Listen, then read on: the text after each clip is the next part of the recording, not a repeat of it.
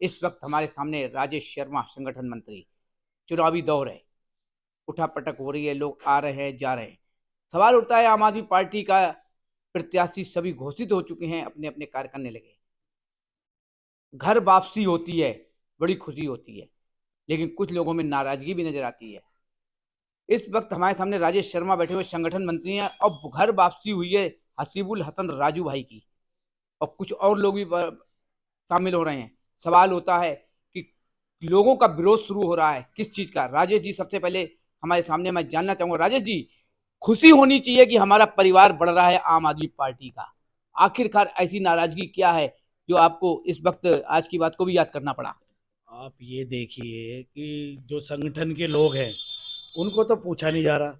जो हमारे पार्टी के शीर्ष नेताओं को गालियां दे रहा था, पैसे लेके टिकट देने का आरोप लगा रहा था, आज उसे पार्टी में शामिल किया जा रहा है। ऐसा क्यों हो रहा है?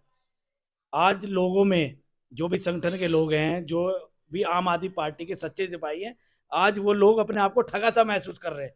आज उस व्यक्ति को पार्टी के अंदर ले लिया गया है, जो दिखाता हूँ आपको। ये देखिए कि वो पार्टी के लिए क्या बोल रहा था। आप पहले सुनिए फिर देखिए।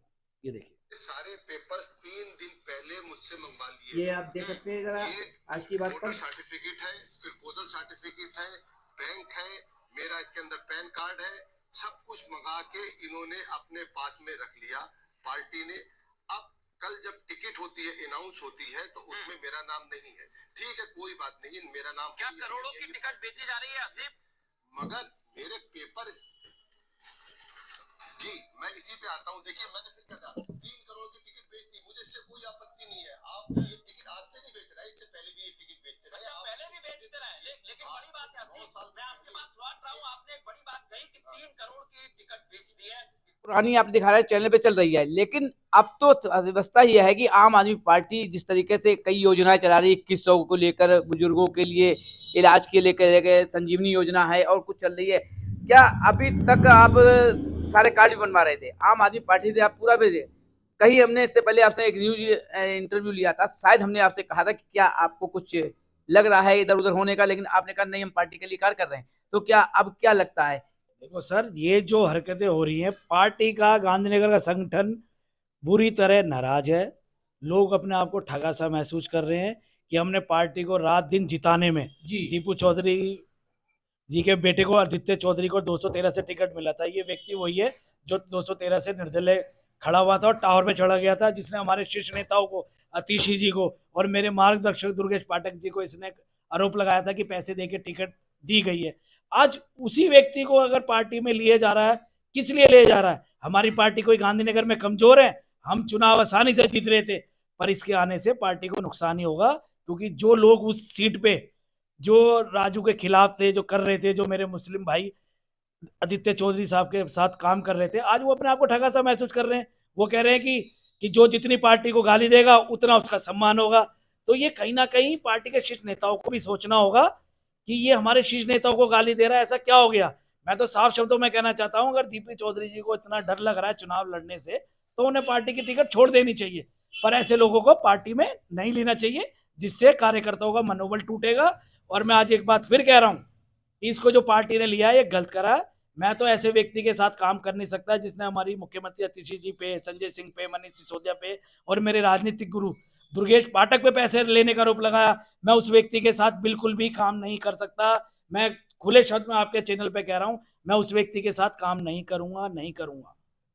देख रहे हैं राजेश जी की नाराजगी, हम पार्टी के साथ हैं, तन मन धन से सबने सपोर्ट भी किया, लेकिन कहीं ना कहीं राजू भाई के आने से तकलीफ हुई। कुछ कहना चाहते हैं राजू? एक चीज आपके माध्यम से, और एक चीज मैं आपको दिखाता हूँ, इसमें देखिए।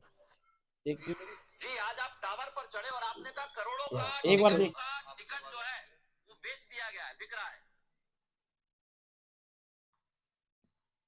देखिए, मैं टावर पे चढ़ा था, मगर ये अपनी पार्टी की उनकी गाइडलाइन है, वो किसी माफिया को टिकट दे, वो 1 करोड़ का टिकट दे, वो 10 करोड़ का टिकट दे, कोई उससे मतलब नहीं। भाई, वो अपनी दुकान चला रहे हैं। मनीष जी पूरा का पूरा देखते हैं इस पैसे का खेल। इसके अंदर आतिशी जी शामिल है, मनीष जी शामिल है, इसके अंदर दुर्गेश पाठक शामिल है और संजय सिंह शामिल है। अब वो टिकट आपने 2 करोड़ का बेचे या 10 करोड़ का बेचे, ये उनकी दुकान है। मगर मैं क्यों चढ़ा था टावर पर, मैं आपको बताता हूँ। राजेश जी, वीडियो आपने दिखाई है, ये तो आर भारत पे चल रही है, सच्चाई है, इसमें कोई गलत नहीं है। अब ऐसा है मैं इलेक्शन, अब जी आपके जी जेल के माध्यम से एक चीज पूछना चाहता हूँ कि हसीबुल हसन ने जो इनको माफिया कहा, जी या तो ये सच्चाई है कि दीपू चौधरी जी माफिया है, अगर इसमें सच्चाई नहीं है तो उन्होंने फिर किस आधार पे इसको वापस लिया। मैं ये दीपू चौधरी से भी पूछना चाहता हूँ कि आप लोगों का मनोबल क्यों तोड़ रहे हैं। जब हम यहाँ चुनाव जीत रहे थे, आपने इसको अपने पार्टी में शामिल करा के क्यों चुनाव को बिगाड़ने का काम कर रहे हैं। अगर आपको चुनाव लड़ने से इतना ही डर लग रहा है, अगर इसके आने से आप चुनाव जीत सकते हो, अगर इस व्यक्ति के आने से चुनाव जीत सकते हो, तो मैं तो मान नहीं सकता, हम तो पहले ही जीत रहे थे। तो इस आदमी को क्यों पार्टी में लिया गया? अगर आपको डर लग रहा है कि चुनाव आप नहीं जीत सकते, तो आपको चुनाव छोड़ देना चाहिए। पर मेरा मानना तो ये है कि अगर मैं या कोई भी व्यक्ति चुनाव लड़ता है तो इसको कभी भी हम पार्टी में नहीं लेते। इससे कार्यकर्ताओं का मनोबल टूटता है, और आज कार्यकर्ता अपने घर पे बैठ गया, और मेरी कईयों से बात हुई है, उनका मनोबल बहुत ही हद तक टूटा हुआ है। जो वो व्यक्ति जिसने खुलेआम गालियां दिया, माफिया बताया, जिसने अभी हमारा टैंकर रोक लिया था सासी पार्क में और कहा इससे बच्चे बीमार हो रहे हैं, इससे बच्चे मर रहे हैं, जो रोक रोक के टैंकर के द्वारा केजरीवाल जी को गालियां दे रहा है, दुर्गेश पाठक को गालियां दे रहा है, आज ऐसी क्या मजबूरी आ गई कि उसको पार्टी में लेना पड़ा? मैं सिर्फ ये पूछना चाहता हूं, ऐसी क्या मजबूरी थी कि उन्हें पार्टी में लेना पड़ रहा है? हम चुनाव नहीं जीत रहे थे क्या? चुनाव हम जीत रहे थे। हमने 25,000 से ऊपर महिला सम्मान वाले कार्ड भर दिए हैं, 60 वर्ष वाले भर दिए हैं, अच्छा खासा हमारा चुनाव चल रहा है, हर कोई साथ दे रहा है। पर ये जो इन्होंने ये जो काम करा है, उससे आज कार्यकर्ताओं में नाराजगी है, कार्यकर्ताओं में बहुत रोष है। तो मुझे लगता है कि ये रोष इनको बहुत ज्यादा महंगा पड़ेगा। मेरी अभी भी शीर्ष नेताओं से गुजारिश है कि ऐसे व्यक्तियों को जो पार्टी के खिलाफ जाता है और जो खुल के गालियां दे रहा है, उस व्यक्ति को पार्टी में कभी नहीं लेना चाहिए था। मैं दोबारा अपने पार्टी के शीर्ष नेताओं से निवेदन करूंगा, और जो प्रत्याशी जिनको पार्टी ने बनाया उनसे भी कहना चाहता हूं कि उन्होंने क्या सोच के ये स्टेप उठाया कि अच्छा खासा जो हम चुनाव जीत रहे थे, आज आपने उस चुनाव को वापस पीछे मोड़ दिया है।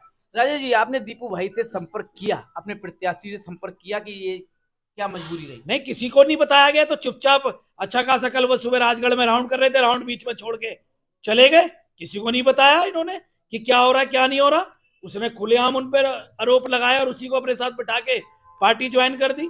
मैं ये पूछना चाहता हूँ किस लिए ज्वाइन करेगी? या तो इसका मतलब हसीबुल सच है कि भाई पैसे दे के टिकट लाते थे और इन्होंने पैसे दिए हैं उसे, या तो फिर हसीबुल सच बोल रहा है जो कह रहा है ये माफिया है। तो इसका मतलब फिर हसीबुल ठीक है ना? अगर वो गलत है तो फिर उसे क्यों लिया गया जिसने आपको माफिया कहा? आपके बेटे को हराने में कोई कसर नहीं छोड़ी, आपको हमारी पार्टी को उल्टा सीधा कहा, सब चीज कहा, हमारे टैंकर रोके, हमारे पे सब इल्जाम लगाया, उसके बाद ऐसा क्यों स्टेप उठाया गया? ये मैं ये पूछना चाहता हूँ। ऐसा क्या था? हम चुनाव जीत नहीं रहे थे क्या?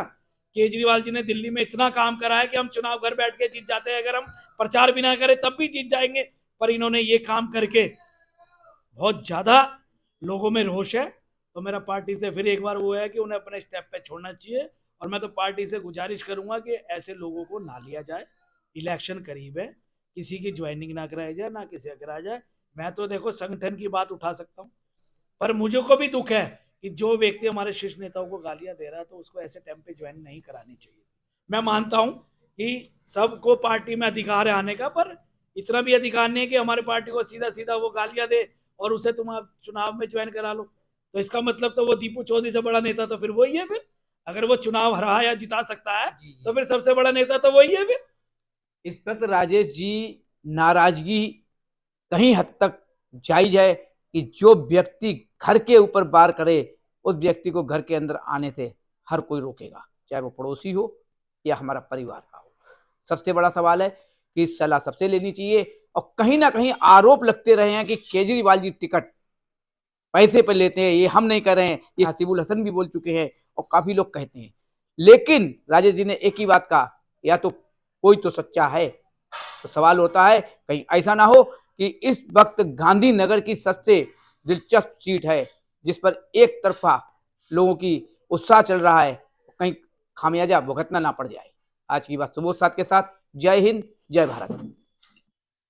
सर, चुनाव को देखते हुए या आपके कार्य को देखते हुए करीब 5-7 साल से कंटिन्यू आप कार्य कर रहे हैं, अभी नई लोगों की भर्ती हुई है, घर वापसी भी हुई है, बड़ी खुशी की बात है। और हमारे पुराने रहे राजू भाई हसीबुल हसन, आपकी टीम में शामिल भी हुए और जनता के साथ में हमारे आम आदमी पार्टी के साथ में। लेकिन कहीं ना कहीं कुछ लोगों की नाराजगी है कि क्या जिस व्यक्ति ने शीर्ष नेतृत्व को अपशब्द बोले हो या कोई कार्य किया हो उल्टा सीधा या टावर पे चढ़ने को लेकर हो, तो इसको लेकर अगर कोई कार्य किया गया उस व्यक्ति को क्यों आम आदमी पार्टी में शामिल किया गया, इसको लेकर आप क्या कहेंगे? देखिए, लोगों के अलग अलग व्यूज हैं, जैसा कि मैं समझ सकता हूँ, आप भी समझ सकते हैं। आपके चैनल के माध्यम से कहना चाहता हूँ, ठीक है, 2-2.5 साल पहले उससे गलती हो गई है, तो ऐसा कुछ नहीं है उसने शीर्ष नेतृत्व को कुछ कहा है, बट ठीक है, गुस्से में उसने किसी के लिए कुछ कह दिया। अब आज वो उसने वो रियलाइज़ किया और वो उसने वापसी के लिए बोला है, तो घर लौट आ जाना चाहिए। अगर घर में किसी बड़े से कुछ गलती हो जाए किसी छोटे की, तो ये थोड़ी होता है कि वो घर से हमेशा चला जाएगा। आज उसने उस गलती को माना है और वो उसने वापसी की है, तो हम समझते हैं कि उसको वापस आ जाना चाहिए और उसको गले लगा लेना चाहिए। जैसे कि चैनलों पे भी चला था और चाहे वो आर भारत हो या हर चैनलों पे चला था, जिस तरीके से बोला था, तो इसको लेकर तो इग्नोर नहीं किया जा सकता कि उस टाइम ये स्थिति हुई थी। देखिए, मैंने कहा कि अगर बच्चा घर का अगर घर में किसी बड़े के साथ कोई बदसलूकी कर दे तो उसको घर से नहीं निकाला जाता। आज वो लौट आया, उसने गलती मानी है और गलती उसको फिर गले लगा लिया और हमारे साथ काम करेगा, पार्टी के लिए काम करेगा, पार्टी के हित में काम करेगा।